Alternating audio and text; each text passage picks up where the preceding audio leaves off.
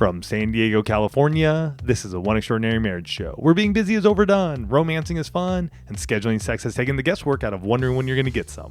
I'm Tony DeLorenzo, your co-host, along with my beautiful wife, Elisa.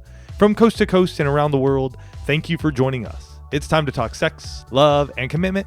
Give us a call or text us on the Hug hotline at 858-876-5663, or send us an email to hugs@oneextraordinarymarriage.com. This is part 2 of our new series on money and marriage, those money conversations. And Olivia Mellan had this to say about money.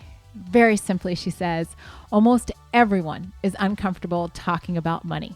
Mm-hmm. And that's exactly why we're doing a show talking about those money conversations, because we really want to break that down and break down that uncomfortableness, if that's even a word, because it matters that you and your spouse can talk about money. Mm-hmm. But first, we start every One Extraordinary Marriage show with a hug, and it's so fun to be able to share with each and every one of you about another couple whose marriage has experienced breakthrough and transformation.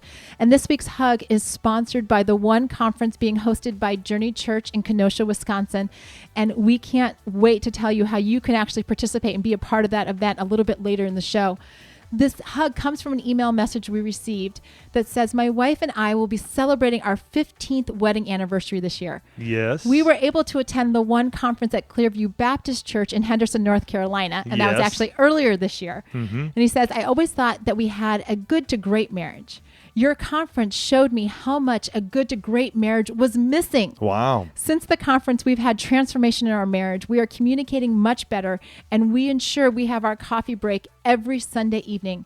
This has been absolutely amazing for us and has taken our relationship to a different level just by doing that alone. Wow. One of the things that we do, just so you all know, is we actually do a live coffee break during the conference.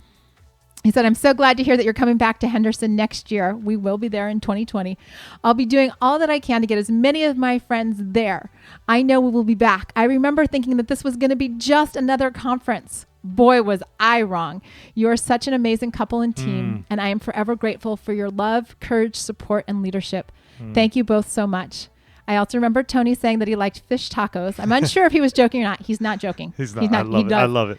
We make some awesome fish tacos if you have time. God bless you, and we can't wait to see both of you again in Henderson. Yeah, we love coming out and seeing the One family, and that was a special, special time there in Henderson, North Carolina at Clearview Church. And we can't wait to see you guys in Kenosha, Wisconsin at Journey Church. Go to oneliveevents.com. You can learn all about that. We're going to talk more about it, though, later in the show. Mm-hmm. As Tony said, this is part 2 in our series of money and marriage. And we're digging deep into the role that money plays in your marriage. And last week, we talked about bringing your finances together. And this week, we're talking about, like Olivia Mellan said, that uncomfortable situation of having to talk about money, right? Mm-hmm. Having those money conversations where you sit down and you talk about what's coming in and what's going out and the bills that we're paying. And we're told from such an early age that there are certain things that you're not supposed to talk about. And generally it falls into money, politics, and religion. And I feel like sex is the fourth one in there.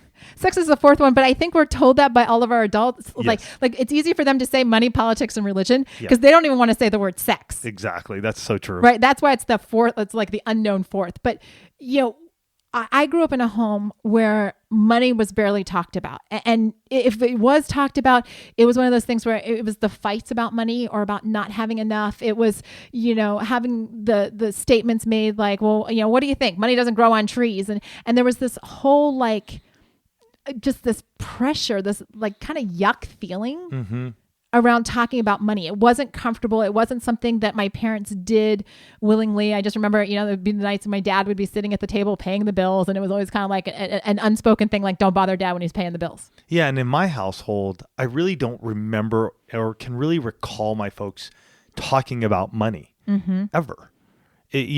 Dad ran his business and dad seemed to have handled most of that. I know mom did stuff. I know she did. Right. And yet I don't ever really even remember that. We had the back room in our house where on Sunday mornings, that's where my dad did all of his billing. He was in the construction industry, a plumber and a general contractor. And so I remember on Sundays, you'd always see dad there doing the bills and but it was never something talked about. I think it wasn't until I turned maybe 16 that I actually got a checking account and I started doing some things on my own. My mom took me, but once again, it wasn't something that was really talked about at all in my household. Well, and it's so funny that you actually mentioned sex a few minutes ago, because money and finances are kind of like sex, right? We aren't talked to about it. It's not part of the conversation. And yet we're supposed to grow up and know what we're doing and know what and bring that knowledge that we were never given into our marriages. Which is like, think about that for a second. Most of us were raised by parents who didn't talk to us about money, and yet we're supposed to know how to talk about money and how to do money as a married couple. Which last week when we shared on the first part, bringing those funds, bringing that money together, how awkward is that if you haven't really had those conversations, and now you have to have that conversation as you get married. And there are all these feelings, these emotions that we have around the topic. And you all said things like, talking about money produces feelings of anxiety or fear, shame, stress, disappointment, despair, sadness, worry. Right? Yeah. None of those make me go, wow, let's have that money conversation. No, none. Not one of those. Yeah. I mean, there were a few people that because you've had breakthrough in your finances, you get excited about it or you're appreciative of where you were. But by and large, it was like probably 99% of the list was a negative emotion. I mean, I think of despair and how when you're in that place, or even fear and anxiety, when you're in that place, the courage it takes to break through and have that conversation. I mean, you gotta have some good breakthrough to get to that point. And really a lot of it is going to be, and I'm going to share this from the top, is that we got to just normalize it. We got to be open about it. We got to be honest, and we got to be transparent about it. Because when we hold things and we put so much value on it, this is why these feelings show up. This is why you feel despair when you're discussing money. So we got to start being open and honest and transparent with each other and with ourselves even, so that we can have that breakthrough, having the money conversation. Well, and again, there are so many parallels to talking about money and talking about sex, because when I asked the question, what's easier to talk about, money or sex, it was 53% said it was easier to talk about money. That's pretty close. That's almost 50-50. And when you look at that list of emotions, a list of feelings, those are a lot of the feelings that people also struggle with when it comes to talking about sex. So we have to be those couples. Yeah, we have to be those couples that are breaking through those emotions, because these are emotions that we tend to keep locked inside of us. And so because we have all of the negative emotions, we don't want to bring things up. We don't want to step boldly. We don't want to ruffle any feathers. And I've been there. There are shows, I was telling somebody about this the other day. There was this season where Christmas, I did not tell Tony how much I had overspent at Christmas until we were doing our budget for January. And then I had to be like, yeah, so those presents that were under the Christmas tree? Yeah, that was about $1,000 over budget. And it was gut wrenching. And I think there's 2 or 3 shows where we were talking about finances and y'all like, Tony, give her a break on the finances.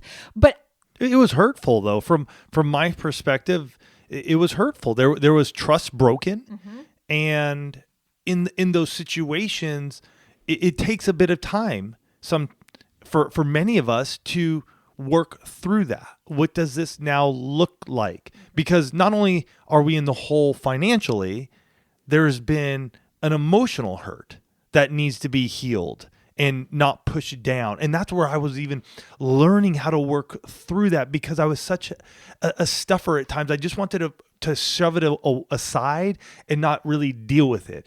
And so as we've been doing the show over these last 9.5 years, a lot of that was me learning to be open, honest, and transparent, and to share instead of stuff, so it doesn't rot me from the inside out. And that has been forgiven long time ago. I don't even, Elisa brings it up and it brings no emotional hurt, no emotional pain.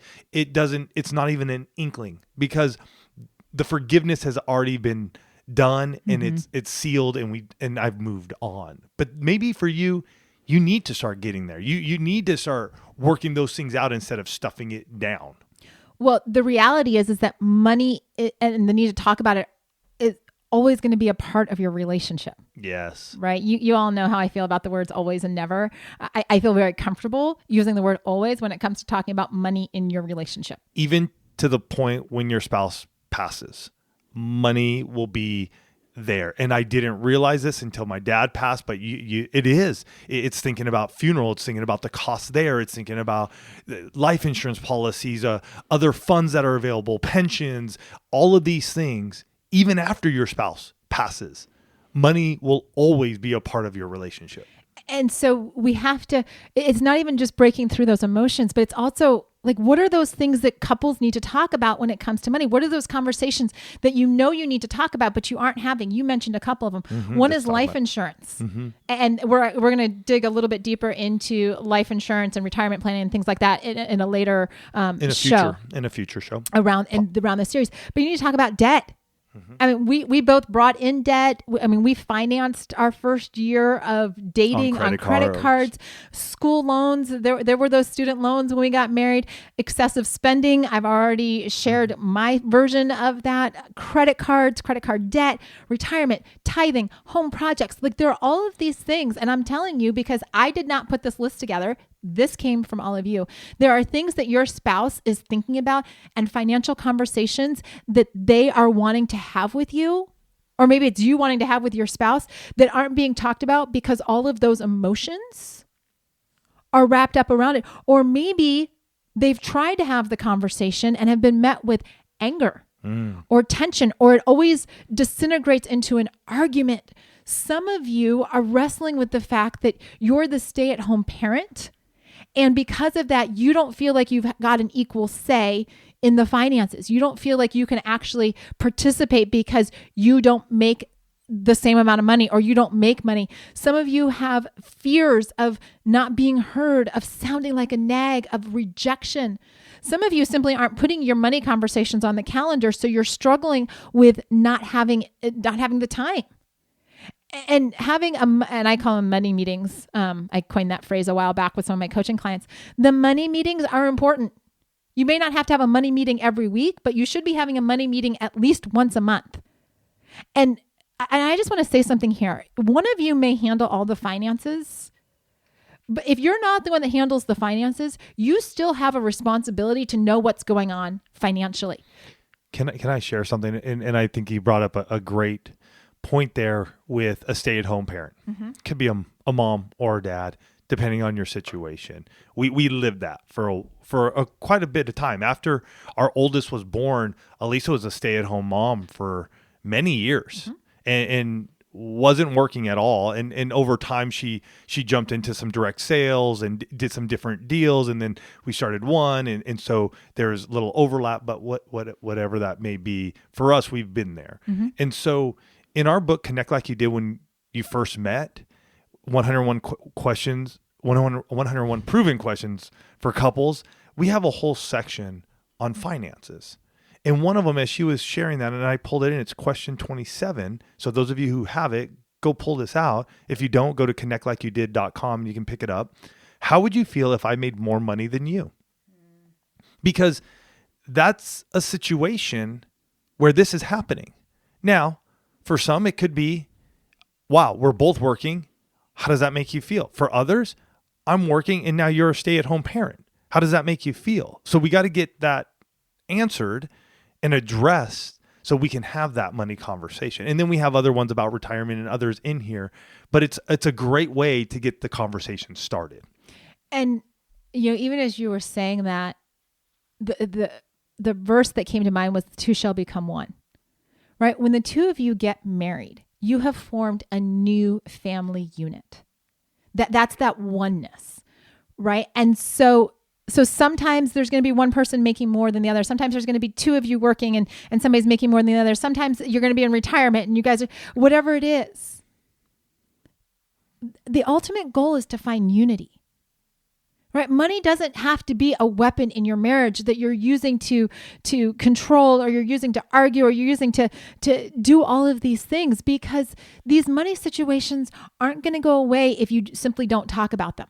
Here's another question. I'm just going through the book because you guys got to pick up the book. Obviously, yeah. he's what do you think have been our biggest struggles financially? And I think that opens up some places for us where we've stuffed, right? What have been our biggest struggles financially? Loss of a job. Maybe it was on your own accord. You decided to step away and start a business. Maybe it was a layoff.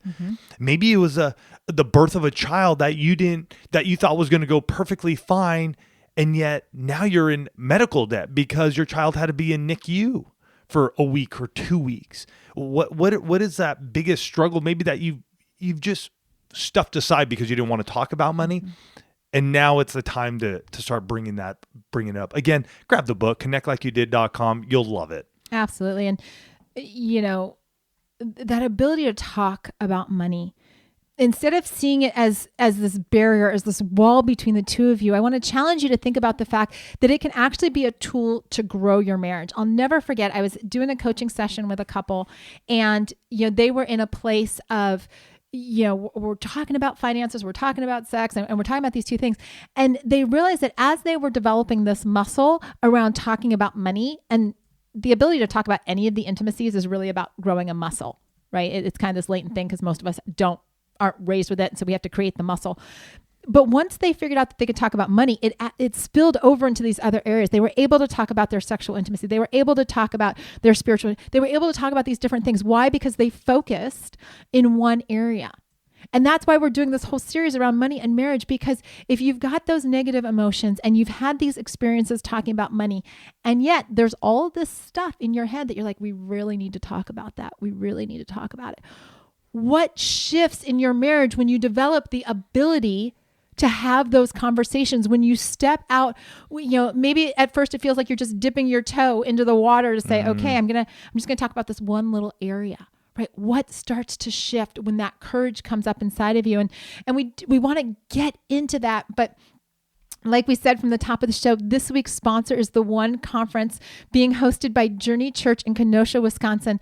And we love the One Conference because it's the culmination of all the best strategies from the last 11 years wrapped up into one day. Yep. It's a great way for the two of you to move into a place of better sex, more laughter, and deeper conversations, just like that hug that we read at the top of the show.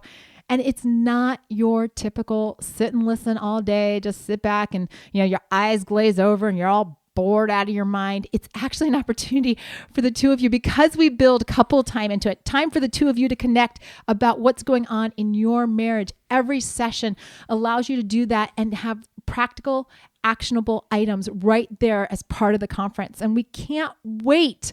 We can't wait to be with all of our friends in the One family in Wisconsin on September 21st, spending time with you, loving on you, just being with you. So register for this next conference and see all that we have coming up next at oneliveevents.com. Go to oneliveevents.com, see what we've got planned for the day, all the different ways that you can connect with us at the conference. Again, that's oneliveevents.com, and we'll see you in Wisconsin. So as you start thinking about the money conversations and what you know is in your head and what you know you have to talk about, you gotta own your own stuff first, right? What are your own feelings and emotions around money? What are those things that you feel every single time you're like, oh, I know we need to talk about this, but this is what, like, my stomach gets tight or my palms get sweaty. That's how I always know when Tony's feeling stressed about something. He starts flexing his hands because his palms get sweaty. Yeah. Right. What's that physiological reaction? What's the It could be the lump in the throat. It could be sweats. It could be, honestly, you could even create a headache. Like every time it's just like, oh my gosh, there's a physical reaction. And you have to know, because we can't break through our challenges if we're not aware of what they are, right? If you're just like, well, it's hard for me to talk about money. Well, what does that look like? Know what it is so that you can actually start stepping into the freedom around that. Then, like I said, you need to schedule a time to talk about money. This is not surprising your spouse when they walk in the door after, it's like Friday at 5 and they walk in the door and you're like, we need to talk. That is not going to go, I'm just going to tell you, it's not going to go well. But if you schedule your money meeting the same way that you'd schedule a coffee break, the same way that you would schedule time to talk about, the kids or whatever it is, let's be intentional about our time. And we don't, the ambush thing, It doesn't work. It doesn't work. And I know from looking at the list of all of the topics that you all have, and there were many more that, I'm just not going to read, 45 different things on the show, but talk about one aspect in a money meeting, right? In a money conversation. So you're talking about like, maybe it's about debt. Maybe it's about our monthly cash flow plan. And we call our budget our cash flow plan because it's money and it's flowing through. We don't budget it. We basically tell it where it needs to go and then it flows there. So that's for us. It may be you need to have that conversation directly around student loan, debt reduction, the debt snowball. Dave Ramsey, love him, love what they do over there when it comes to that. And yet there's also retirement planning. There's fun stuff. There are dreams. How are we setting up buckets so that way money is flowing into those areas? So when we do want to go on that 10-year, 15-year, 20-year amazing wedding anniversary trip, there's funds there and we have it set aside. So those are conversations that you do. And I agree with Elisa. Those are separate conversations. Well, you don't want your spouse to glaze over and to check out. So if they know we're talking about this one thing, then it makes it a lot easier to stay engaged. And with that, my handy dandy little timer, right? Set a timer. We're going to talk for 20 minutes about student loans. That means that when the timer goes off, the conversation is paused. It may not be done, but everybody's going to have the freedom to walk away and no hard feelings because you said it was going to be a 20-minute conversation or your spouse. Here's the thing. So often we're reluctant to get into these difficult conversations or talk about these tough topics because we're not sure if we're talking for 5 minutes or 5 hours. And you guys got to get into your conversation flow. What's that look like for you guys? Is 20 minutes enough?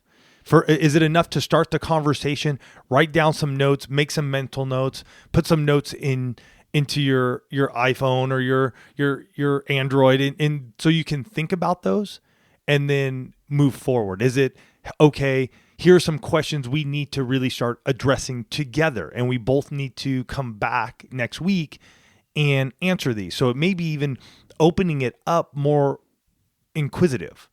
Okay, what is our student loan debt? What do we have in total? Do we even know? And sometimes we can get lost in these rabbit holes. And I will say this, Elise and I can do it as well, that all of a sudden we ask one question and then we need to find it all out, find all the information now. And I find that for me, it gets frustrating because the conversation doesn't really get going because all of a sudden it's like, well, how much student loan do we have? Well, I don't know. So now all of a sudden we spend a half an hour trying to find it all, which we really don't find it all because now we got to put in a phone call and we haven't really done anything. So it might be that first conversation, just like, how much do we have? Okay, question mark. We think we have this. We think we have that. Over the course of the week until the next one, hey, you find out how much you have on yours. I'll find out how much I have on mine. And then we can come together and we can discuss this together. And with that, be aware of your tone of voice and your body language when you and your spouse are discussing finances. And this goes for both husband and wife. You both need to be aware. Because so often your tone of voice can actually shut down the conversation before it ever gets started. You can raise your voice, you can, lower your voice, you can, start yelling at one another.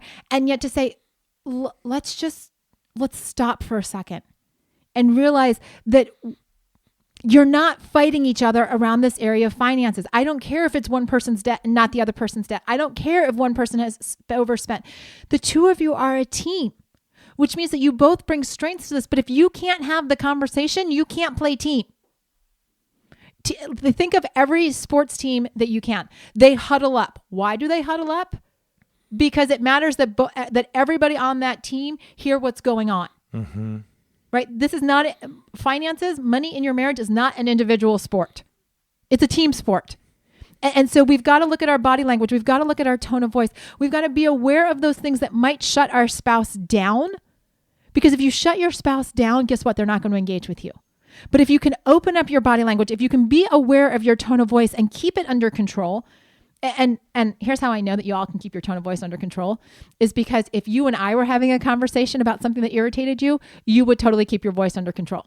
Now, I want to just reference a show we did, an episode we did many years ago. It's episode 128, Playing on the Same Team. Wow. And team stands for talk, effort, attitude, motivation. And so when we're on the same team, we're talking, which is what we're discussing here today, that money conversation, there's effort put forth on both sides. 100%. You got to both be in 100%. Your attitude. What's your attitude towards this? And is there a motivation? I'll tell you, when we were deep in debt and when our first child was about to come around, our oldest, you better believe there's some motivation. There's a little bit of fire behind us going, we got to get out of this. And we had to have many conversations. We both had to put in effort. We had to change our attitude towards money and how we saw it and what we were willing to do, and even towards one another. And then that motivation was the last bit that got us going. Wow. It's crazy. As we approach 500 shows, hearing about like that show right there, I'm like, wow. And I'll put that in the show notes so you guys can find it and listen. And the great thing about that is that as you look at, the idea of being teams have coaches. Right. And this may be a season in your marriage or an area of your marriage where you're like, you know what? We need help. We can't do this by ourselves. I had the conversation with a couple that I'm working with just a couple of weeks ago, and they've been in the red for the last couple of months. And so I said, hey, will you give me permission? We're working on these other areas. Will you give me permission to be in this area of your marriage? And as we started the conversation, the husband's like, oh, that despair, depressed. You could just see the weight on his shoulders. But we started talking through baby steps in their finance. Like Tony said, different buckets for different things that they're saving for so that they can see that they're saving for. We looked at where their current victories are and this place of going, you know what? All is not lost. It's not completely hopeless. Nope. But they needed a fresh set of eyes to look at their finances. They needed a coach to come in and say, hold on a second, let's take a look at everybody's strengths. And it was so amazing because within 60 minutes, and I just asked him, I'm like, what is this looking like? And they'd had some other conversations about their finances leading up to our coaching session. But he shared, he's like, you've given me, like, this has given me back my mojo. Like I'm going into work and I'm feeling motivated and we're encouraging each other about our financial goals. And it's not just, we're doing this for him or we're doing this for her. They realize that they are on the same team. But you've got to bring in those money conversations. And like I said earlier, not use money as a weapon, but use it as an opportunity to grow your marriage, to deepen your relationship, to look at this and say, what can we do together? Right? Last year, the hashtag for the one family is, what can we do? What can I do? I would say around money, we actually need to change that to what can we do? Mm-hmm. Because when the two of you get together on this, I will tell you, we've had some of the greatest growth in our marriage, getting in alignment around finances, developing the skills to talk about the tough topics when it comes to our money. And that's a game changer for marriages. Yeah. All right. So as we finish up part 2 here, think about those money conversations that you need to have with your spouse, even with yourself. Start it. Get it going. We gave you some tools here today. We gave you some questions, gave you some ideas. Now it's up to you to start putting them into play and into action so that you can have deeper conversations around your money. And so you're not in despair. You're not in shame. There is no anxiety. There is no fear. We are breaking that off of you guys right now, because as your money conversations grow, you're going to flourish.